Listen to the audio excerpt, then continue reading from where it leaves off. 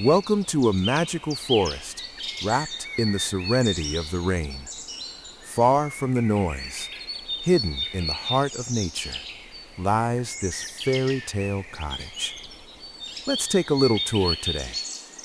A beautiful blend of the cool breeze outside and the warm light inside. Waking up in this quiet bedroom feels like a dream. Walking down this curved wooden staircase fills your mind with a strange peace. The stone walls and wooden ceiling of the living room bring a rustic elegance. While the rain patters softly outside, inside there is the gentle glow of candles and perfect warmth. The sewing room by the window and this neat farmhouse kitchen where the aroma of fresh bread and hot coffee fills the room on a rainy day. The nature outside feels like a part of the home.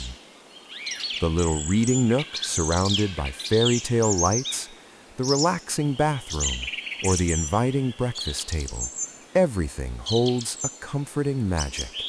This beautiful cottage isn't just a house, it is a personal haven of peace.